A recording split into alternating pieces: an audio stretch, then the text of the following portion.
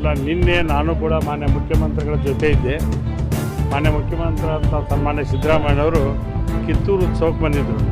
ಬಂದಂಥ ಸಂದರ್ಭದಲ್ಲಿ ಹೈಕಮಾಂಡ್ ನನಗೆ ಸೂಚನೆ ಕೊಟ್ಟಿದೆ, 2 ವರ್ಷಕ್ಕೆ ಸಂಪುಟ ವಿಸ್ತರಣೆಯನ್ನು ಮಾಡಬೇಕು ಅಂತ ತಿಳ್ಕೊಂಡು ಹೇಳಿ ಈಗಾಗಲೇ ನನಗೆ ನಿರ್ದೇಶನ ನೀಡ್ಯಾರಂತೇಳಿ.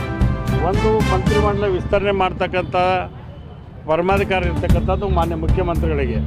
ಅದೇ ರೀತಿಯಾಗಿ ಹೈಕಮಾಂಡ್ ಅವ್ರಿಗೆ ಏನು ಸೂಚನೆ ಕೊಟ್ಟೈತಿ ಮತ್ತು KPCC ಅಧ್ಯಕ್ಷರು ಮಾನ್ಯ ಮುಖ್ಯಮಂತ್ರಿಗಳು ಏನು ತೀರ್ಮಾನ ತಗೋತಾರೆ ಆ ತೀರ್ಮಾನಕ್ಕೆ ನಾವೆಲ್ಲ ಶಾಸಕರು ಬದ್ಧ ಅನ್ನುವಂಥ ಮಾತನ್ನು ಹೇಳಿದೆ. ಮಂತ್ರಿಮಂಡಲ ಬದಲಾವಣೆ ಮಾಡ್ತಕ್ಕಂಥ ವ್ಯವಸ್ಥೆಯಲ್ಲಿ ಯಾರು ಆ್ಯಕ್ಟಿವ್ ಆಗಿ ಕೆಲಸ ಮಾಡ್ತಾರೆ, ಯಾರು ಆ್ಯಕ್ಟಿವ್ ಆಗಿ ಕೆಲಸ ಮಾಡೋದಿಲ್ಲ, ಅವ್ರು ಬದಲಾವಣೆ ಮಾಡಬೇಕು ಬಿಡಬೇಕು ಅನ್ನೋಂಥ ಆಲೋಚನೆಯನ್ನು ಮಾನ್ಯ ಮುಖ್ಯಮಂತ್ರಿಗಳ ಗಮನಕ್ಕೆ ಇರ್ತೈತಿ. ಅದಕ್ಕೆ ಬದಲಾವಣೆ ಮಾಡ್ತಕ್ಕಂಥದ್ದು ಒಂದು ಕಡೆ ಒಳ್ಳೆಯದಂದ್ರೂ ಕೂಡ ಯಾರು ಒಳ್ಳೆ ಕೆಲಸ ಮಾಡ್ತಾರೋ ಅವ್ರನ್ನ ಇಟ್ಕೋಬೇಕು. ಯಾರು ಒಳ್ಳೆ ಕೆಲಸ ಮಾಡೋಂಗಿಲ್ಲ, ಯಾರು ಶಾಸಕರು ಸ್ಪಂದನೆ ಮಾಡೋದಿಲ್ಲ, ಜನರು ಸ್ಪಂದನೆ ಮಾಡೋದಿಲ್ಲ, ಅಂಥವ್ರನ್ನ ಬದಲಾವಣೆ ಮಾಡ್ತಕ್ಕಂಥ ಪರಮಾಧಿಕಾರ ಇರ್ತಕ್ಕಂಥದ್ದು ಮುಖ್ಯಮಂತ್ರಿಗಳಿಗೆ. ಅಲ್ಲ, ಪದೇ ಪದೇ ನಾ ಮಂತ್ರಿ ಹಾಕಿರ ಅಂತ ಹೇಳೋದು ನನಗೂ ಸರಿ ಅನ್ಸೋಂಗಿಲ್ಲ. ಹೈಕಮಾಂಡ್ ಈಗಾಗಲೇ ಸೂಚನೆ ಕೊಟ್ಟಿದೆ, ನೀವು ಯಾರು ಹೆಚ್ಚು ಮಾತಾಡಬೇಡ್ರಿ, ನಾವು ಏನೇನು ಯಾರ್ಯಾರು ಏನು ಕೆಲಸ ಮಾಡ್ತೀರಿ ಹಂಗೆ ನಿಮ್ಮ ವಿವರಗಳನ್ನು ತೆಗೆದುಕೊಂಡು ನಾವು ತೀರ್ಮಾನ ಮಾಡ್ತೇವೆ. ಹೈಕಮಾಂಡ್ ನಿರ್ಧಾರಕ್ಕೆ ನಾವು ಬದ್ಧರಾಗಿರ್ತೀವಿ.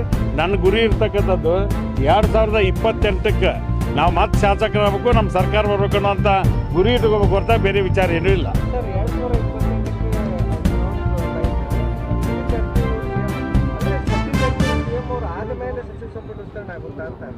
ಅಲ್ಲ, ಈಗ ಒಂದು ನಿಮಿಷ ಕೇಳಿಬಿಡಿ, ಮುಖ್ಯಮಂತ್ರಿಗಳಿಗೆ ಆಗಲೇ ಅದಕ್ಕೆಲ್ಲ ಸ್ಪಷ್ಟೀಕರಣ ಕೊಟ್ರ.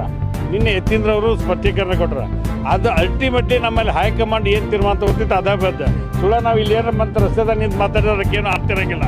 ಅದಕ್ಕೆ ಈಗ ಹೈಕಮಾಂಡ್ ಸೂಚನೆ ಶಾಸಕರು ಮಾತಾಡಬೇಡ ಅಂತಾರೆ, ಮಾತಾಡ್ದಂಗೆ ಇರೋದು ಒಳ್ಳೇದಂತ ನಾನು ತಿಳ್ಕೊಂಡು. ಅಲ್ಲ, ಎಲ್ಲ ಹೈಕಮಾಂಡ್ ನಮ್ಮಲ್ಲಿ ಹೈಕಮಾಂಡ್ ಈಗ ಖರ್ಗೆ ಸಾಹೇಬರು, ರಾಹುಲ್ ಗಾಂಧಿ ಸಾಹೇಬರು ಅವರೆಲ್ಲ ತೀರ್ಮಾನ ಏನು ಮೇಲೆ ತಗೋತಾರೆ.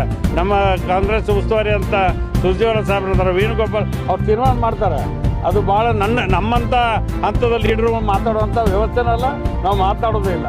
ಹೈಕಮಾಂಡ್ ಸೂಚನೆ ಆಗಿದೆ. ಕೃಷ್ಣ ಬೈರೇಗೌಡರು ಹೊಸಬರಿಗೆ ತಗೋಬೇಕು ಅನ್ನೋ ವಿಚಾರದಾಗ ಇಲ್ಲ, ಕೃಷ್ಣ ಬೈರೇಗೌಡರು ಕಂದಾಯ ಇಲಾಖೆಯಲ್ಲಿ ದೊಡ್ಡ ಒಂದು ವ್ಯವಸ್ಥೆನ ಬದಲಾವಣೆ ತಂದಾರೆ.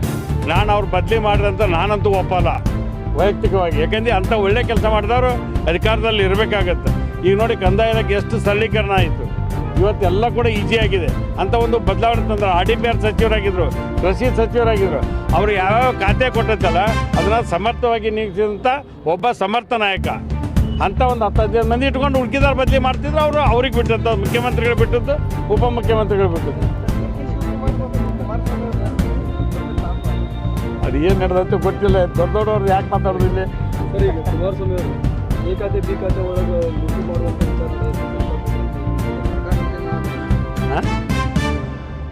ಕುಮಾರಸ್ವಾಮಿ ಅವರು ಎ ಖಾತೆ ಬಿ ಖಾತೆ ಅಂತ ಹೇಳ್ಬಿಟ್ಟು ಲೂಟಿ ಮಾಡೋ ಸರ್ಕಾರ ನಾನು ಕೇಳಿಲ್ಲ, ಕೇಳಿ ವಿಚಾರ ಮಾಡಿ ಹೇಳ್ತೀನಿ.